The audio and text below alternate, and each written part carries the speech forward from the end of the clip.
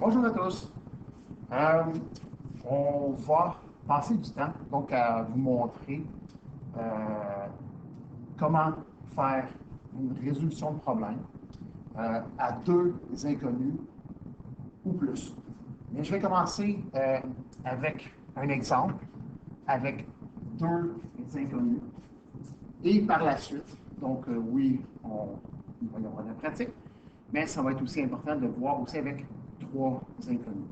Et pour cette année, je crois que trois inconnus, ça sera le maximum.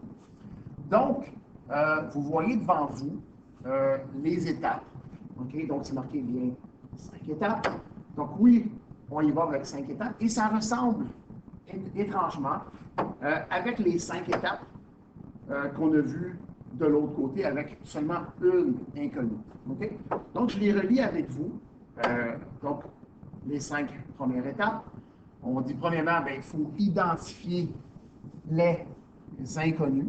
Donc, si j'en ai deux, je vais les identifier et je vais les exprimer donc par une variable. On les utilise dans ces cas-ci seulement une variable et on va créer des expressions algébriques. Okay? Donc, lorsqu'on a parlé de traduction d'énoncés, donc c'est à partir de là. Donc, lorsqu'on parle du double ou du triple, où il y en a deux de plus. Donc, c'est toutes ces choses-là qu'on va rassembler pour créer nos expressions algébriques, donc nos inconnus. Lorsque nos inconnus ont été identifiés, bien, on va les bâtir l'équation à partir des informations qui nous ont été données.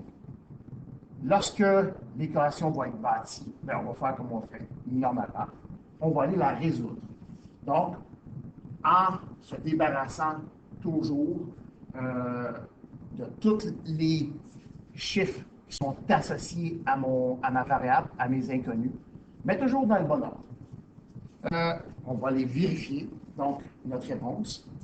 Et ensuite, bien, je vais terminer avec une phrase. Donc, je vais donner la réponse et donner la valeur des autres inconnus, parce que je vais avoir trouvé l'inconnu, mais il va falloir que j'aille trouver la valeur des autres inconnus à partir des expressions algébriques que je vais avoir bâties donc à l'étape 1.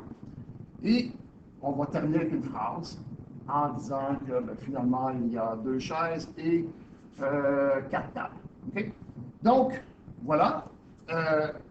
Je m'en vais faire un exemple avec vous. Donc, c'est marqué résolution de problème à deux inconnus. Et je vais cacher un petit peu donc mon document. Et je vais aller vous montrer ce que l'on fait. Donc, je descends. Donc, je continue. Je vais voir celui ici. Et j'ai ma première question. J'ai cette situation-là. Okay? Regardez bien. On dit que Clara a 3 fois l'âge de sa sœur Kelly. Ensemble, ils ont 8 ans. Quel est l'âge de chacune? Voyez-vous la question? Qu'est-ce qu'on cherche? On cherche quel est l'âge de chacune. Mais c'est qui ça, chacune? Ben, c'est Kelly et c'est Clara.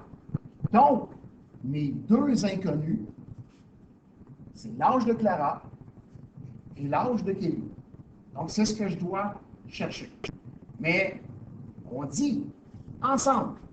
Donc, le mot ensemble nous indique probablement qu'on va y faire une addition. Donc, ensemble, ils ont 8 ans. Donc, ça veut dire que l'âge de Clara plus l'âge de Kelly égale 8. Donc, ça, c'est le processus qu'on doit faire. Donc, et je continue. OK? Et là, regardez bien là. Quand vous lisez la première phrase, Clara a 3 fois l'âge de sa sœur Kelly. Est-ce que vous observez que on nous donne une information sur l'âge de Clara? Et on dit que Clara a 3 fois l'âge de sa sœur. Est-ce qu'on donne une information pour l'âge de Kelly? On n'en donne pas. Donc, tant que je ne connais pas l'âge de Kelly, je ne pourrai pas trouver l'âge de Clara.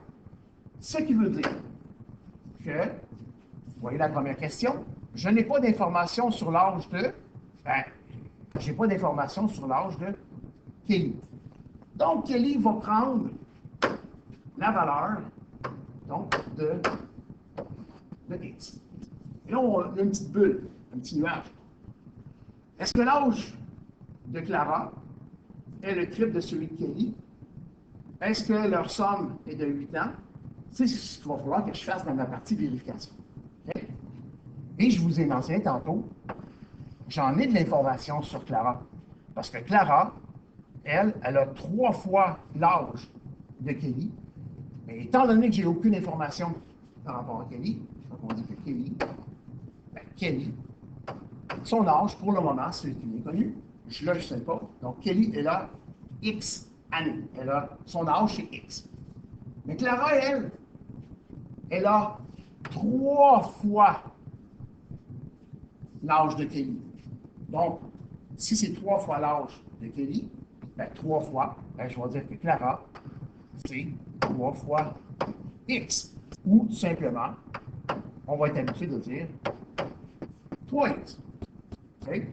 Donc, X, c'est l'âge de Clara, et X, c'est l'âge de Kelly, et Clara, c'est 3X. Parce que c'est 3 fois l'âge. Quelle est mon équation? Si je veux bâtir une équation, ça veut dire qu'il va falloir que je mette un signe d'égalité, donc, pour la balance. Mais qu'est-ce qu'on nous donne comme information pour bâtir l'équation? On dit qu'ensemble, ils ont 8 ans. OK, donc ensemble, ils ont 8 ans. Donc, ensemble, ils ont 8 ans. Donc, lorsque je fais l'âge de Kelly plus l'âge de Clara, ça me donne 8. Donc, Kelly plus Clara égale 8. Donc, qu'est-ce qu'il me reste à faire? Je vais aller résoudre mon équation. Donc, je vais réécrire x plus 3x égale 8. Et je me pose les mêmes questions. Et là, vous voyez tout de suite que je n'ai pas de coefficient en avant de mon x. Fait que je peux présumer que c'est le 1. Et j'observe tout de suite que x et 3x sont des termes semblables. Je vais les réunir. Et ça va me donner 4x. Donc, 4x égale à 8. Et là, je dois trouver la valeur de x.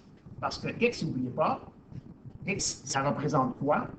X représente l'âge de Kelly. Donc, regardez bien, si je veux trouver la valeur de x, je dois enlever le fois 4. Et pour enlever le fois 4, donc je vais diviser de chaque côté par 4. Et on voit automatiquement que les deux 4 ici s'annulent. Et je vais avoir un x qui vaut 2. Donc, x vaut 2. 2, c'est quoi? 2, ça représente l'âge de Kelly. Et là, je reviens avec le petit nuage. On dit, est-ce que l'âge de Clara est le triple de celui de Kelly? C'est ce que ça mentionne. Si Kelly, je vais marquer si Kelly, elle a 2 ans, on sait que Clara, elle a quoi, elle? Elle a le triple ou elle a 3 fois l'âge donc de Kelly. Si je fais 3 fois l'âge de Kelly, je vais faire 3 fois 2, ce qui me donne 6 ans. OK? Donc, j'ai trouvé que Kelly, elle a donc 2 ans, et j'ai trouvé que Clara avait 6 ans. Et là, je peux aller faire ma phrase complète. Donc, je vais mentionner que Kelly a 2 ans et Clara 6 ans. Donc, vous voyez, j'avais 2 inconnus au départ. J'ai écrit mes inconnus. Donc, en première étape, j'ai écrit mes inconnus. Donc, j'ai écrit, première étape, inconnu. Deuxième, j'ai bâti mon équation avec l'information qu'ensemble, ils avaient 8 ans. Ensuite, troisième étape, je suis allé résoudre.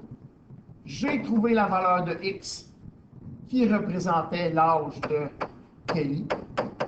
Et lorsque j'avais trouvé l'âge de Kelly, je pouvais aller vérifier, trouver la valeur de l'âge de Clara et construire ma phrase pour compléter ma démarche.